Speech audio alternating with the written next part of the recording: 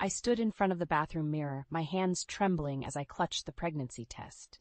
The 2 pink lines were unmistakably clear. This was the moment I had dreamed of, imagining Daniel's joyous reaction. We had been trying for what felt like forever. This was supposed to be our shared miracle.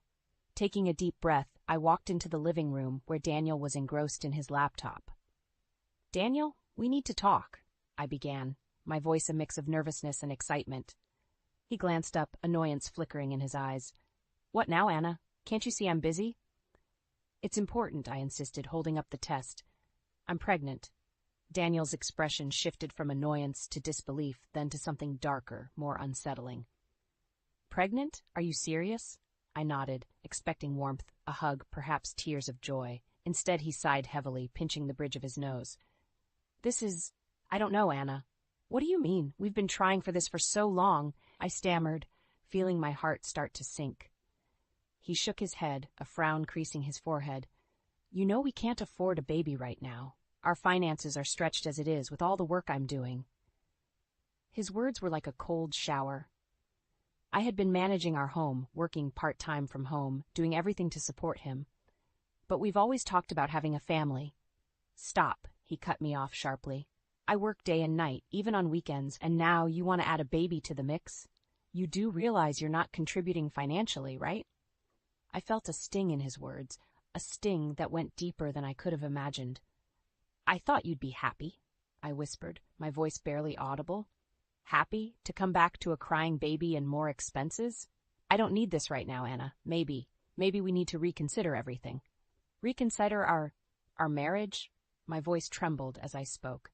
Daniel didn't answer. He just turned back to his laptop, dismissing me as if I weren't even there. I stood frozen, the pregnancy test still in my hand, my dream shattering around me.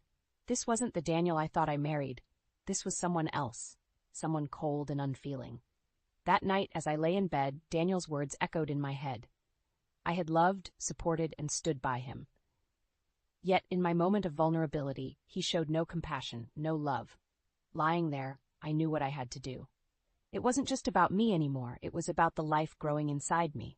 A life that deserved love and warmth, not the cold rejection of a father like Daniel. In the darkness of the room, I made a silent vow. I would leave Daniel and start anew, for the sake of my child and for myself. At dawn, I began packing my things. I wouldn't confront Daniel again. I had seen enough of his true colors. It was time for a new chapter. As I zipped up my suitcase, I took one last look around the home I had built with Daniel. It wasn't mine anymore. With a heavy heart but a resolute spirit, I stepped out of the door, closing it softly behind me. The morning sun was rising, casting a golden glow over everything. For me, it was more than just a sunrise. It was the dawn of my new life.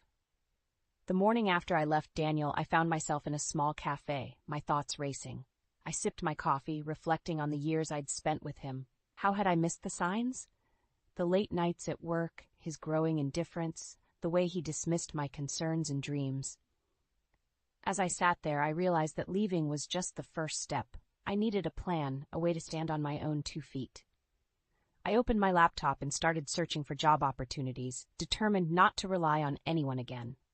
A few days later, I moved into a small apartment. It was nothing like the home I had shared with Daniel, but it was mine. I filled it with essentials, each item a testament to my newfound independence. I started working as a freelance writer, turning my part-time hobby into a full-fledged career. It was challenging, but I relished the freedom and satisfaction it brought.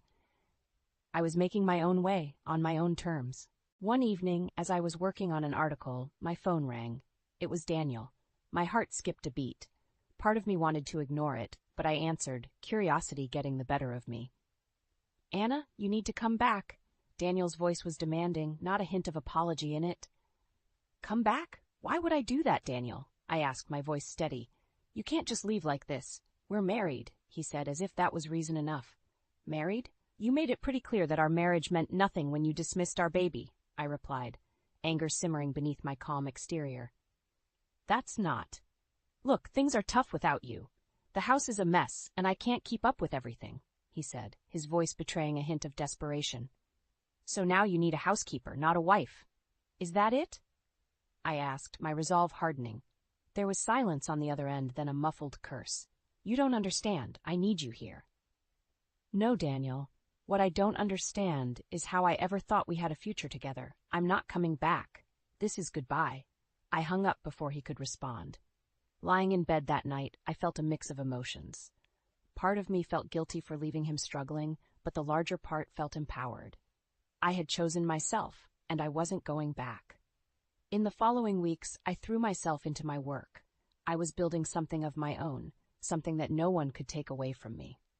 But as I worked, a part of me couldn't forget Daniel's call. His arrogance, his belief that I would just come back. It gnawed at me. I needed closure, not just for the sake of moving on, but to make him understand the consequences of his actions. It was time Daniel learned that his behavior had repercussions. I decided then that I would not only build a new life for myself, but also ensure that Daniel got a taste of his own medicine. It wouldn't be a revenge born out of spite, but one of justice. He needed to learn that you can't just treat people like disposable assets. As I drifted to sleep, a plan began to form in my mind. Daniel had underestimated me for the last time. The next few weeks were a whirlwind of activity. My freelance work was picking up, and I was starting to feel more like myself again. But the thought of Daniel and his callousness lingered like a bad aftertaste. One day, as I was finalizing an article, my phone buzzed. It was an unfamiliar number. Hesitantly, I answered. "Hello, Anna, it's me, Daniel. We need to talk. It's urgent." His voice sent a chill down my spine. "What do you want, Daniel?" "It's about my parents. They're throwing a family dinner this weekend. You should come." "Why would I come to your family dinner? We're not really family anymore, are we?" I said, my voice laced with bitterness. "It's important. They're expecting you. You can't just disappear." His words irked me. The nerve of him, acting as if I owed him or his family anything. But a part of me was curious. What was so important that he'd call me about it? "Fine, I'll come, but this doesn't change anything between us," I said, already regretting my decision. The day of the dinner, I drove to Daniel's parents' house, my stomach in knots. I hadn't seen them since I left Daniel. His mother had always been cold to me, while his father was the more reasonable one. As I walked in, Daniel's mother greeted me with a forced smile. "Anna, you're here. We weren't sure you'd come." "I wouldn't miss it for the world," I replied, my voice dripping with sarcasm. During dinner, the tension was palpable. Daniel's parents made small talk, avoiding any mention of our situation. Daniel, on the other hand, was a different story. "So, Anna, how's life treating you? Must be hard, living all by yourself," he said, a smug look on his face. "It's actually quite liberating. Thanks for asking," I shot back, not missing a beat. His mother chimed in, "Daniel has been having a hard time since you left. The house is a mess, and he's always working late." I couldn't help but laugh. "Oh, I'm sure Daniel is more than capable of taking care of himself." Daniel glared at me, his mask slipping. "You know, Anna, you really shouldn't be so smug. You'll come crawling back soon enough." His words stung, but I wasn't going to let him see that. "Don't hold your breath, Daniel." The rest of the evening passed in awkward silence. As I left, Daniel's father pulled me aside. "Anna, I'm sorry about all this. You deserve better." I nodded, appreciating his words. "Thank you. I think so too." As I drove home, my mind was racing. Daniel's arrogance, his certainty that I would fail without him, it fueled my determination. He thought I was weak, that I would crumble. But he was wrong. I was stronger than he knew, and I was going to prove it. My plan for revenge was taking shape, and I was ready to set it into motion. Daniel was going to learn that actions have consequences, and I was going to be the one to teach him that lesson. Over the next few days, my resolve to enact my plan of revenge grew stronger. I couldn't let Daniel think he could treat people like disposable objects without any consequences. It was time he faced the reality of his actions. I started by reaching out to some contacts I had made through my freelance work. I needed information, something that could give me an edge. What I learned was more than I had hoped for. Daniel's company was not doing as well as he boasted. In fact, they were on the verge of a major financial crisis. This was my opening. A few days later, I called Daniel. "We need to talk. Can we meet at the cafe downtown?" I said, my voice neutral. He agreed, sounding surprised. When we met, his arrogance was evident. "So what's so important that we had to meet here?" I've been thinking about what you said at your parents' dinner, about me coming back, I began, watching his reaction closely. His eyes lit up, a smug smile playing on his lips. Finally come to your senses, huh? I leaned in, my voice steady. Actually, no. I came to tell you that I know about your company's financial troubles. The smile vanished from his face, replaced by a look of shock. What? How do you know about that? I have my sources. And I thought maybe I could help, I continued, savoring the moment. He leaned in, interest piqued. Help? How? Let's just say I've come across some information that could save your company. But it comes with a price, I said, watching him squirm. What price? He asked, his voice tense. You'll resign from your position at the company, publicly take responsibility for the crisis, I stated firmly. His jaw dropped. You can't be serious? You want me to ruin my career? You ruined our marriage, Daniel. Consider this payback, I replied coldly. He was silent for a moment, then laughed bitterly. You've changed, Anna. You're not the woman I married. You're right, I'm not. I'm stronger now, and I won't let you or anyone else walk over me again, I said, standing up. As I left the cafe, I could feel his eyes burning into my back. I had set the wheels in motion. It was only a matter of time before Daniel got a taste of his own medicine. I knew this was just the beginning. My plan was more than just about revenge. It was about justice. Daniel had to learn that his actions had consequences, and I was going to make sure he understood that loud and clear. The days following my meeting with Daniel were a mix of anticipation and anxiety. I had laid the groundwork for my revenge, but the real test was yet to come. Would Daniel take the bait? My question was answered one evening when my phone rang. It was Daniel, his voice strained. Anna, we need to talk. Can you meet me? I agreed to meet him at the same cafe. When I arrived, I found him sitting at a corner table, looking defeated. The sight gave me no pleasure, but it was necessary. I'll resign, he said without preamble. I'll do what you asked. I nodded, trying to keep my emotions in check. Good. It's the right thing to do, Daniel. He looked up, his eyes filled with a mix of anger and sadness. Is this what you wanted, to see me destroyed? No, Daniel. I wanted you to understand the consequences of your actions. You hurt me, deeply, and you needed to learn that you can't just use people and throw them away, I replied calmly. His gaze dropped to the table. I never meant to hurt you. I got caught up in everything.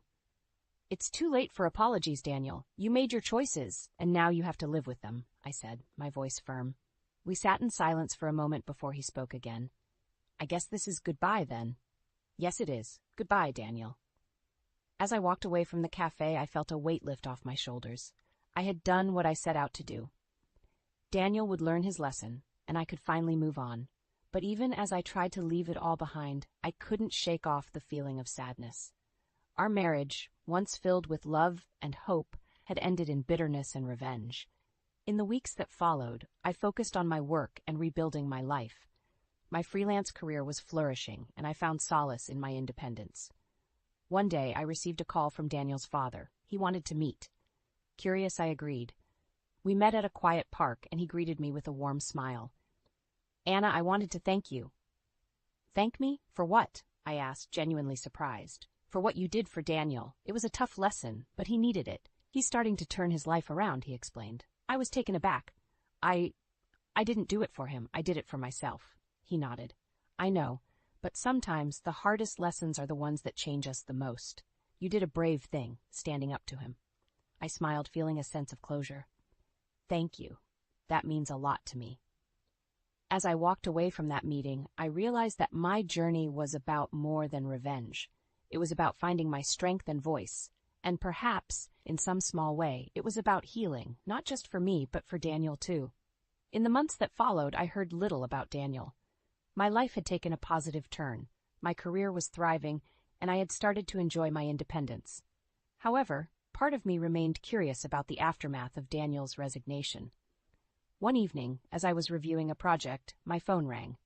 The caller ID showed Daniel's number. After a moment's hesitation, I answered. Anna, I need to talk to you. Daniel's voice came through, sounding desperate.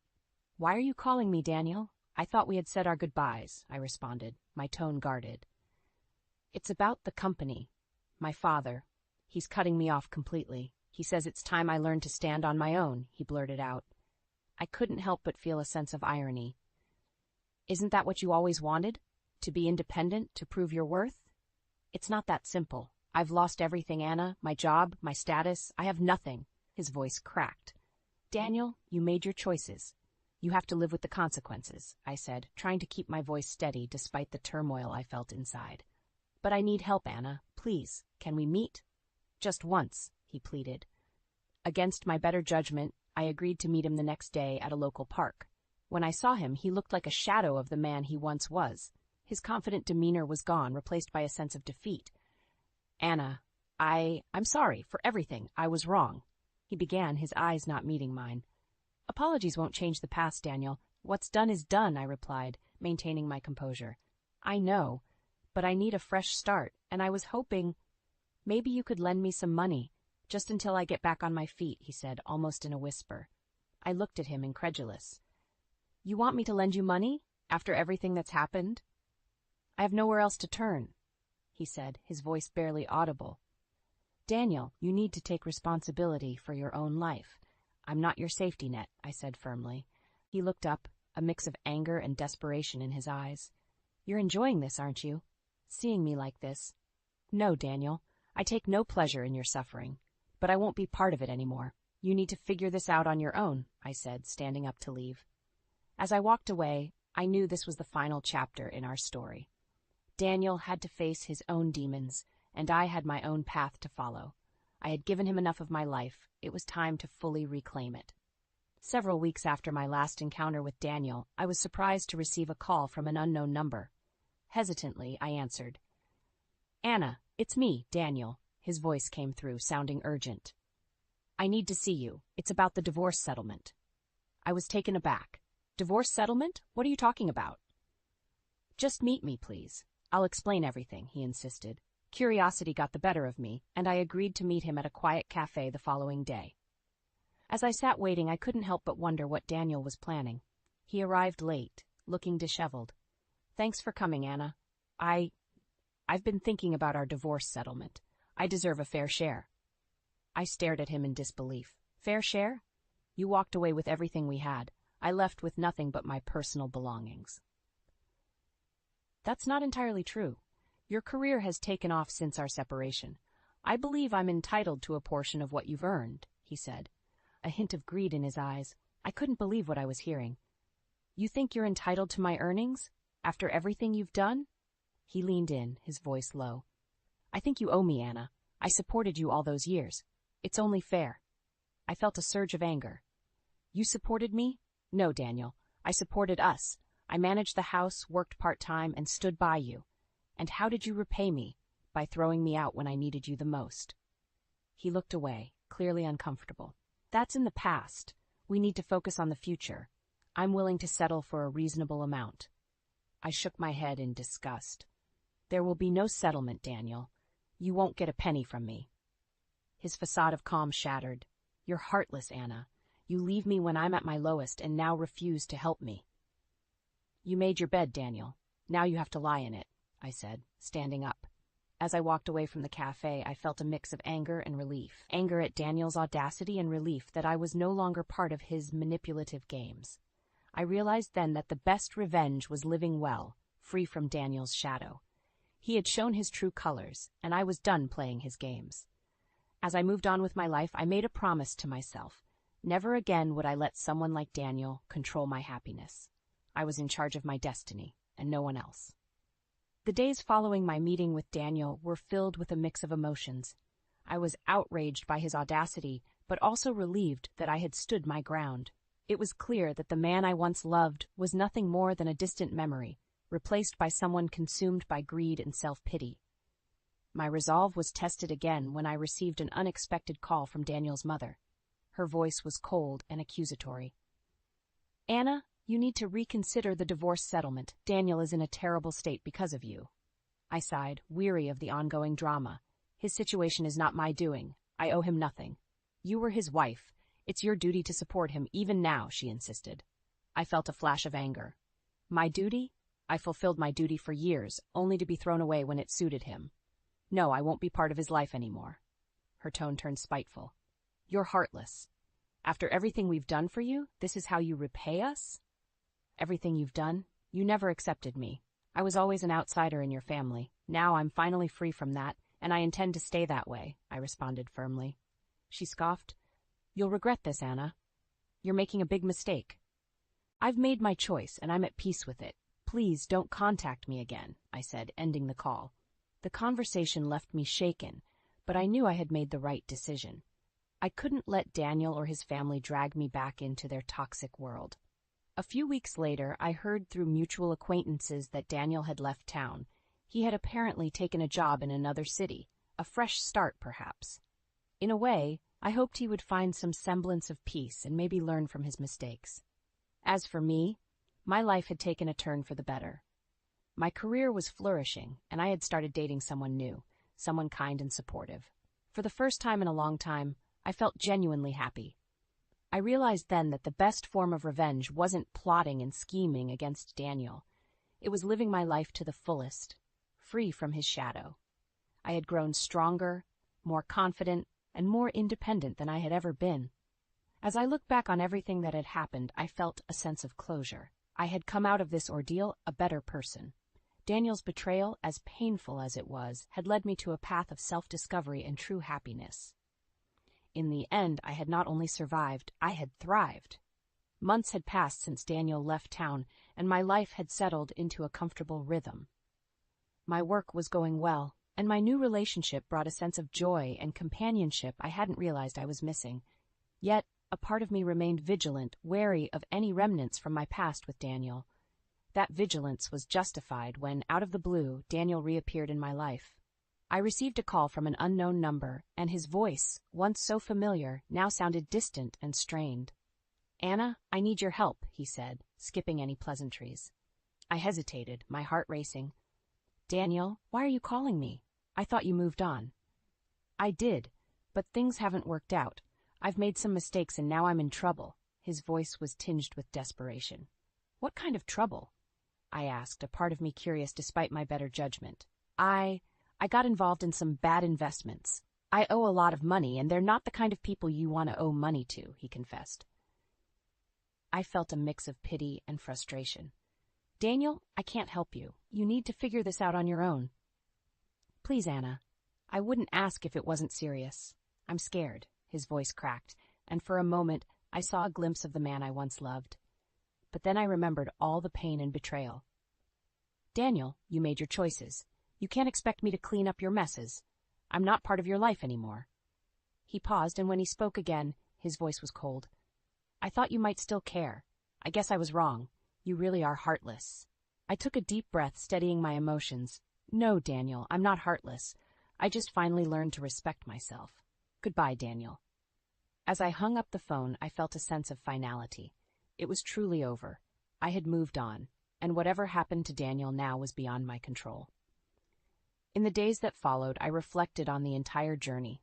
I had come out stronger and more self-assured. My experience with Daniel, as painful as it had been, had taught me invaluable lessons about love, respect, and self-worth. I realized then that the greatest revenge was not in seeing Daniel suffer or in exacting some form of retribution. It was in my ability to overcome, to build a life that was joyful and fulfilling without him. I had not only survived the storm, but I had also emerged from it reborn. As I looked out of my window at the city skyline, a sense of peace washed over me. The past was behind me, and a bright future lay ahead. I had closed the chapter on Daniel and opened a new one for myself, filled with hope and endless possibilities.